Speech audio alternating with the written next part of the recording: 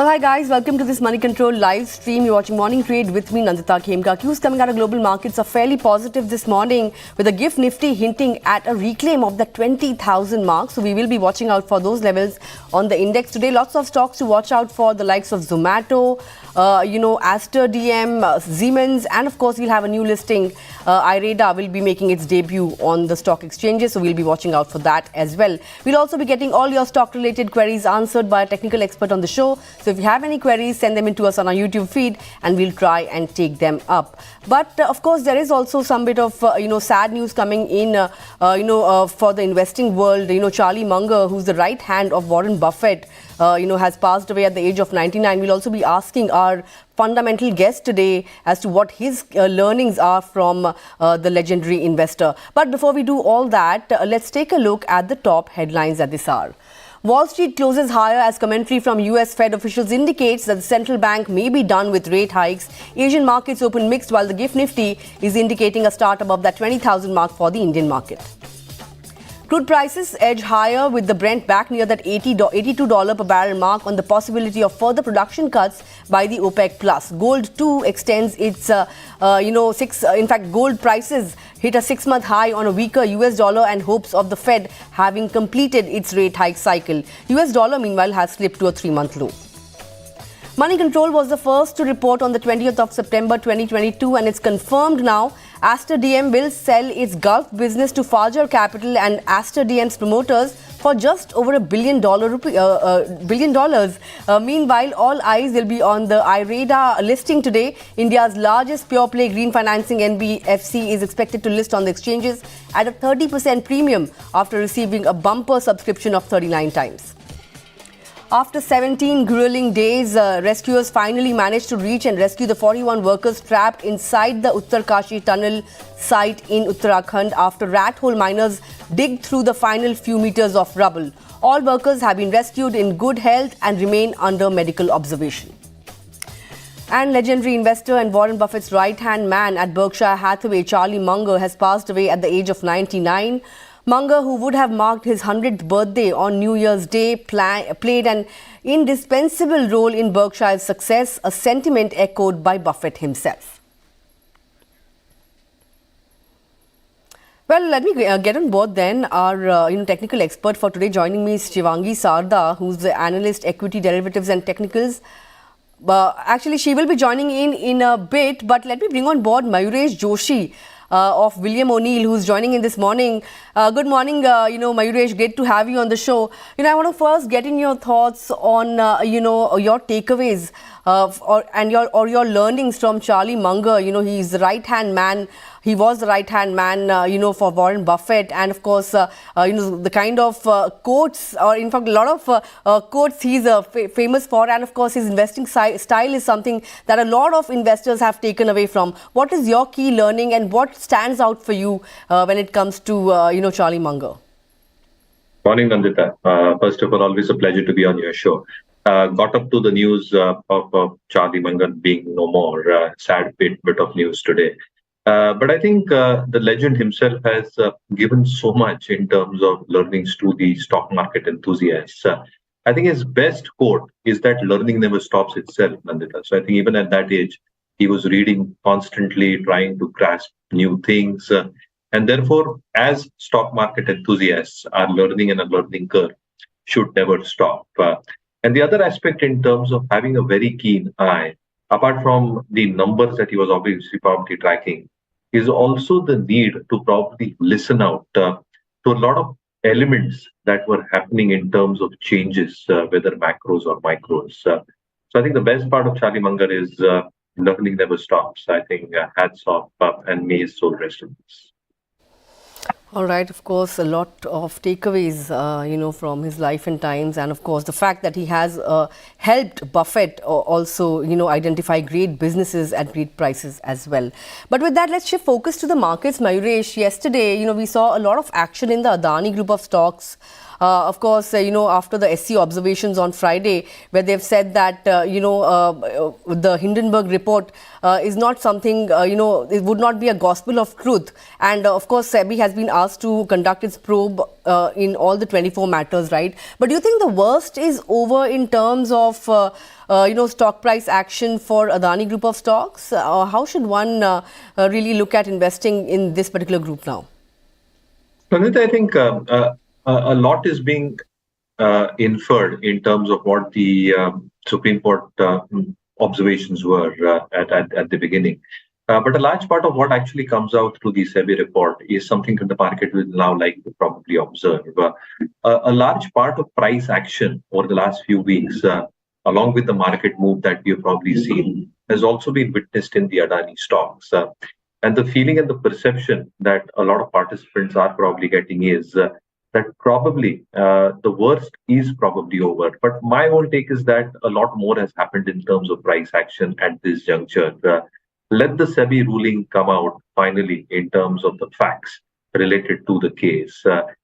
If the SEBI ruling is as per market expectations, you will see further momentum gain in these stocks. But at this juncture, I think a lot more is priced in as we speak.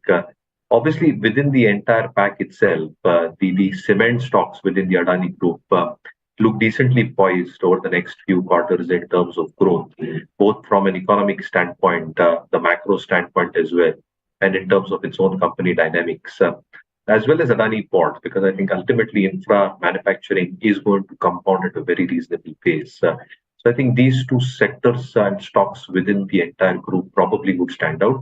But I would reserve my judgment in terms of waiting for the SEBI ruling to probably come out and then probably take a call in terms of both these sectors and stocks. All right, that's the view on the Adani group of stocks. In fact, we had a couple of queries coming in on this particular, set of stocks from Selvan KVB. I hope that answers your query, Selvan. But moving forward, Mayuresh, there was a very bullish report on OMCs yesterday. And we saw some of these stocks on fire, the likes of HPCL, IOC, BPCL, all of them hitting fresh 52-week highs. And, according to HSBC, the first half has been pretty good in terms of earnings. But second half is expected to be even better. And 2024 would be an year that would bring back investor confidence when it comes to some of these OMCs. That's according to HSBC. What are your own thoughts? Do you see room for more upside, given the fact that HSBC has also pointed out that some of them, in fact, may get their pricing freedom back once the elections are out of the way? So that's always the case, right? I think till the elections, there is always this fear in terms of what the government regulations might probably do, specifically in terms of regulated sector like oil and gas.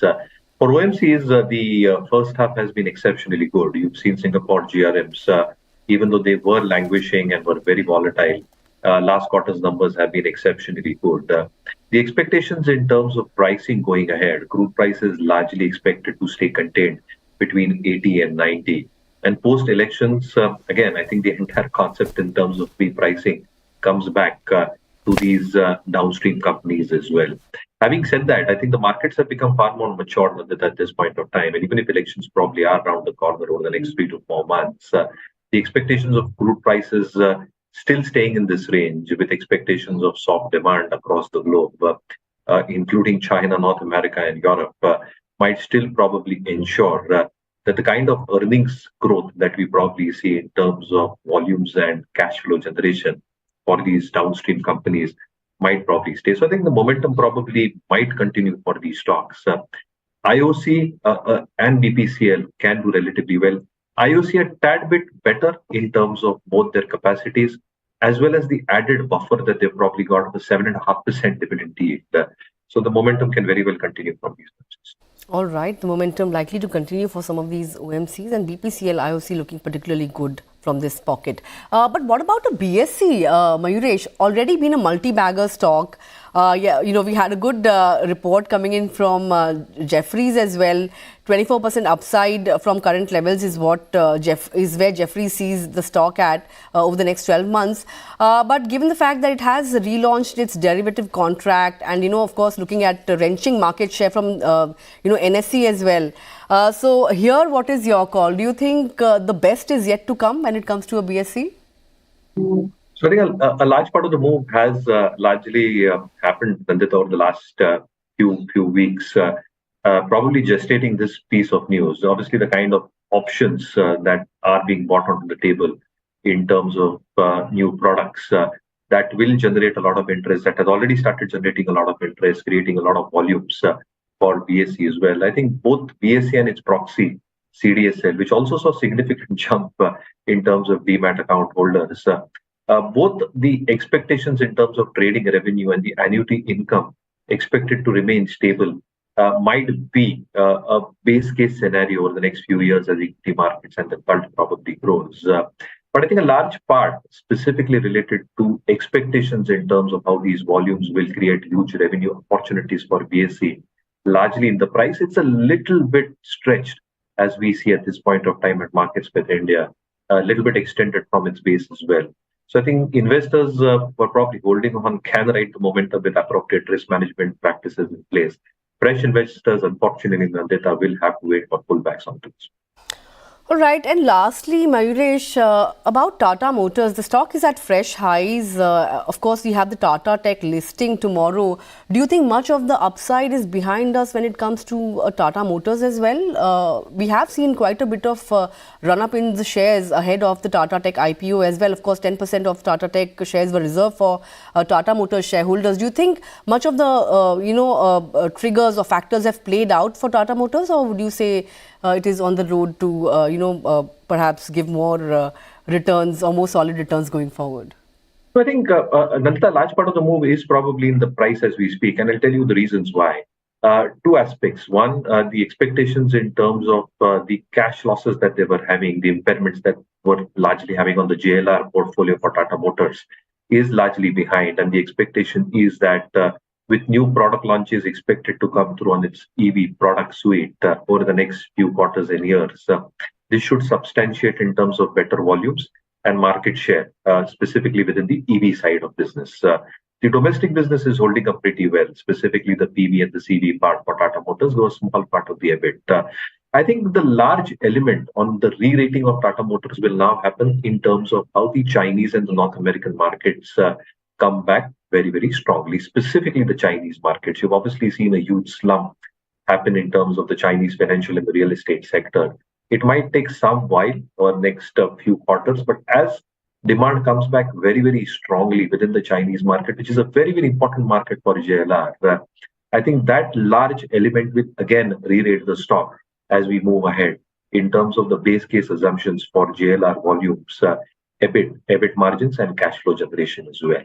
So I think a large part of the move is probably done. It might just consolidate over the next few weeks. But as China comes back, I think the next leg of re-rating probably happens for Tata Motors on that.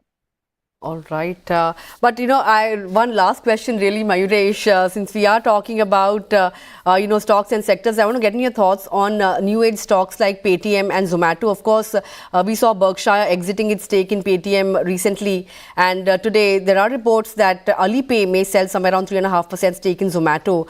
But given the kind of up move something like a Zomato has seen, do you think every dip should be used as a buying opportunity? And secondly, do you think these stake sales would continue to be an overhang for some of these stocks? Because the thought process on the street is that most of these Zomato, of course, we already know has turned profitable, and Paytm expected to turn profitable in the next 3 to 4 quarters, according to most analysts and brokerages. What are your own thoughts? Do you think these stake sales would continue to be an overhang in the short term, at least? The markets are in a mood where if the stake sales are probably happening, the supply is getting absorbed, Nandita, as we speak. And therefore, I think new age stocks like Zomato, Paytm, which have delivered in terms of what the management's peak was a few quarters back, I think the street has re-rated both these stocks very, very handsomely. I think the next leg, again, in terms of Zomato as an example, right, the hyperpure and Blinkit business over the next few quarters expected to break even and turn positive. I think that might be a huge leg up in terms of overall earnings as we head into FY25, a couple of years down the line. And therefore, as we speak, even in the case of Paytm, as the management say, is a large element of the profitability expected to come through in the next few quarters. And if that sustains in view of competition as we speak, there can be a huge leg room in terms of more upsides as far as earnings is concerned 2 or 3 years down the line. So I think this supply is getting very well absorbed, both in terms of domestic institutional investors as well as retail. Is there an opportunity of the stock doing well over the next 3 to 4 years? The high probability suggests yes. All right, that's the thought on the new age stocks then. But with that, Mayuresh, I'm afraid this is all the time we have for today. Thanks a lot for joining in and sharing your thoughts on these sectors and stocks with us. Look forward to having a conversation with you, a longer conversation with you sometime soon. Thank you so much. Well, with that, let me also bring on board Shivangi Sarda, who's the Analyst Equity Derivatives and Technicals at Motilal Oswal, joining in. Good morning, Shivangi. Great to have you on the show. First of all, finally, we are seeing some bit of direction on the benchmarks, right? Because Nifty was stuck in the range for quite some time, and yesterday we saw that we did hit that 19,900 mark briefly. But this morning, GIFT Nifty is hinting at a reclaim of that 20,000 mark. Would you say it's quite a bit of a possibility today? And Nifty Bank has once again started participating, right? So do you see more upside there as well?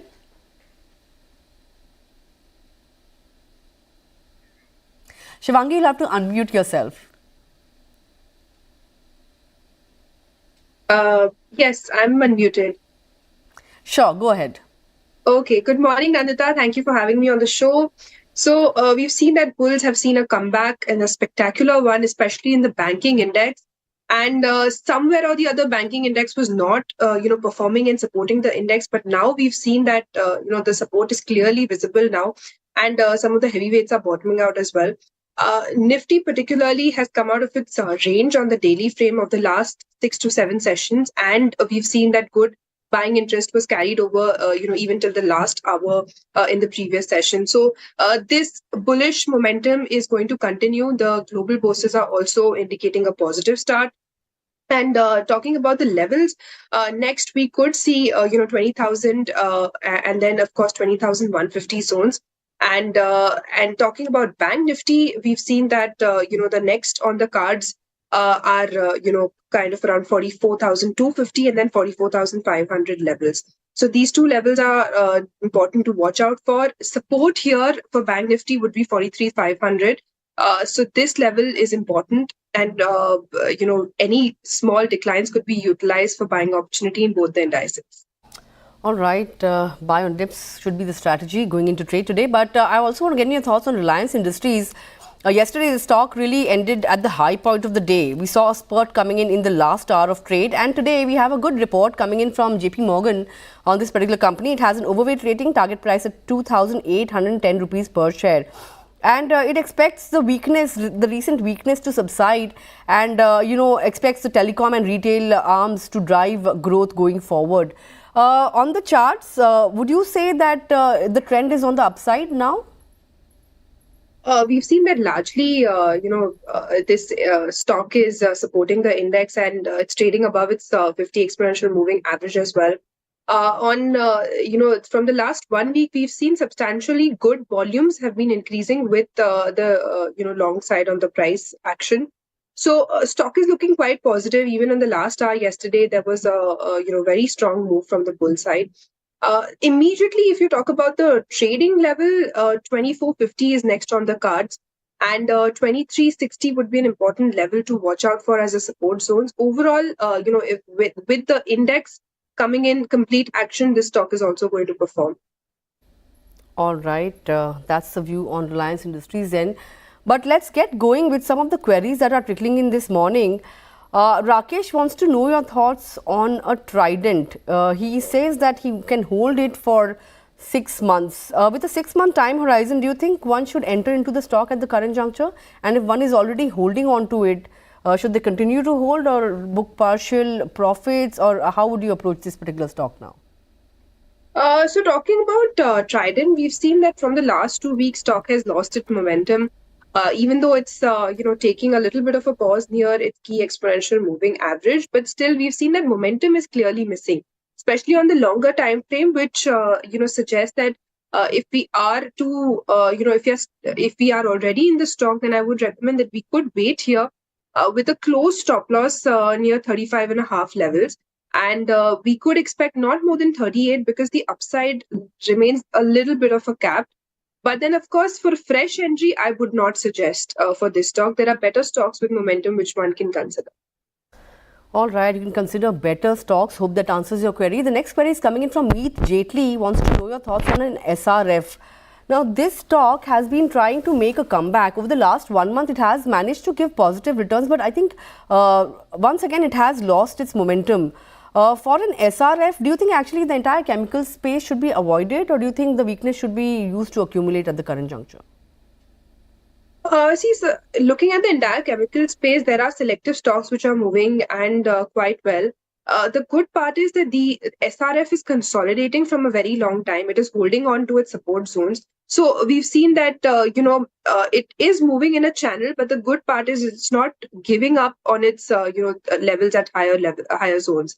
So I would recommend if someone is into the stock, one can wait for round about 2450 levels. And 2300 would be an important level as a support to watch out for. All right, that's a support level to watch out for. But we're getting quite a few queries on an MCX. The stock has, of course, been in a solid uptrend. I think it hit a fresh high yesterday as well. Do you think now is the time to buy, or do you think one should really wait for a dip? So MCX, we've seen that, in the last 1 month itself, it's performed more than, 35%, and a spectacular move in the last 1 week itself. We've seen a breakout on the daily as well as the weekly frame. Follow-up buying is very strong over here.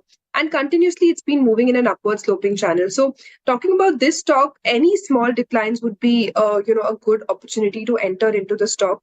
Of course, we've seen quite a bit of run-up, so any small cool down would be a good level to watch out. For the next targets towards 3250 and then 3300 levels.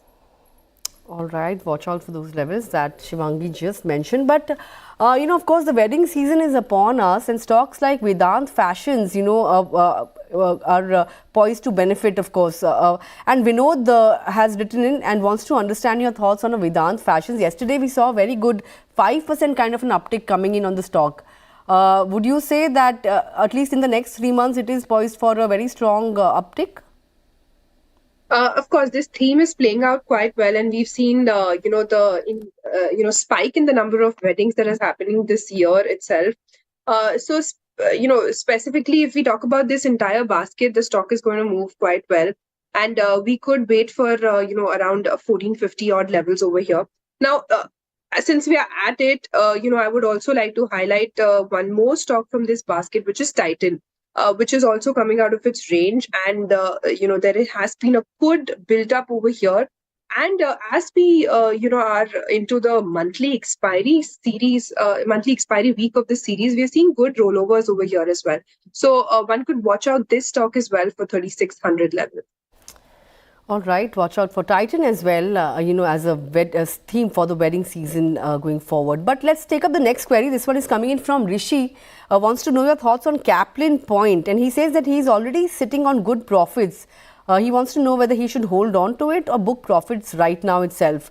Kaplan Point in the last 1 month has given a 20% return. Just recently, maybe it may have just about fizzled out a little bit. But do you think he should at least book partial profits now, or do you think he should sit tight? So this stock, we've seen that, on month-on-month basis, the stock has done quite well from the month of May itself. And we've seen higher lows formation. That means that supports are gradually shifting higher. And stock is, somewhat in the last 1 week, we saw some of a cool down. But then again, good part is that it has moved right from its retracement level. So I would suggest we could be in this stock for, a little longer time now. The next levels immediately are 1300 and then higher. Support can be trailed, and 1226 would be an important level to watch out for. All right, hope that answers your query. Just about a couple more queries that we can squeeze in this morning. Arun Srinivas wants to understand your thoughts on entering Karnataka Bank at the current juncture. We've already spoken about Nifty Bank and Nifty PSU Bank Index also. I think yesterday did fairly well in trade, in the session. But if you look at a Canara Bank or Karnataka Bank for that matter, would you prefer Karnataka Bank, or do you think, there could be other PSU banking stocks to look at the current juncture? It's always advisable to be with the stocks which are in momentum and in trend. And this is one stock which is not in line with the broader index. So I would suggest that we could avoid this stock if one is planning to. And we could get into some better heavyweight stocks because heavyweights are now, starting to perform. Uh, right now, we've seen that it is near its support zones, Karnataka Bank, and, somewhat reversal can be seen but clearly momentum is not there, so it might fizzle out. So I would suggest we could move out. All right, that's the view on Karnataka Bank. But since we're talking about bank stocks, HDFC Bank, of course, has been consolidating, over the last 3 to 4 months. And, given the fact that margin pressure is something that the street is factoring in as a result of the merger, for the near term, at least, do you think the pressure will continue? And if you look at a 1 year perspective, how would you play the stock? So HDFC Bank has bottomed out actually, and we've seen that good support has been seen, near about 1460 odd levels. And the good part is that, now the banking index is also, kind of supporting and the tailwind could be seen over here. Of course, it's a heavyweight, elephant mover. That we can say. So it would take time to, kind of move. But the next levels on cards are, 1575, which could be watched out for. All right, this was a query coming in from Yagnesh. Hope that answers your query. But this wraps up our query segment for today. But Shivangi, before I let you go, what would you be flagging off for our viewers this morning in terms of stock recommendations? So my first stock on radar would be NMDC. We've seen that stock has been continuously moving in an upward sloping channel. And the recent price volume surge is kind of looking very positive for a potential upside over here. The stock has been consistently adding volumes in the long side. So this could continue the drive and could take it to 185 odd levels. And and then higher to 190 zone. So these two are the targets which could be watched out for. 175 would be an important support to watch out for. Now, the second pick on radar is HAL.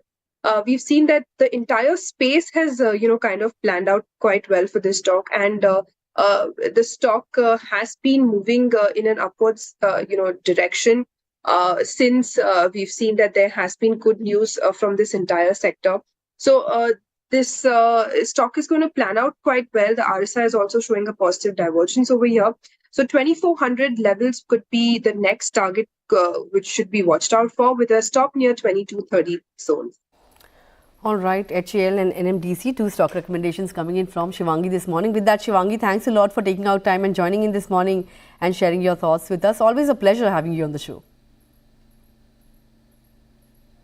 Well, with that, before I go, I want to remind our viewers that we will be watching out for a new listing at 10 a.m. today. IREDA will be listing. Of course, it's the first government company to list, since LIC made its debut. And if you look at the grey market premium, it is indicating a 30% premium at an issue price of 32 rupees per share. So watch out for that listing at 10 a.m. Well, with that, we've come to the end of this edition of Morning Trade. Thanks a lot for tuning in from me and the entire team. But of course, you don't go anywhere because coming up next is Opening Bell.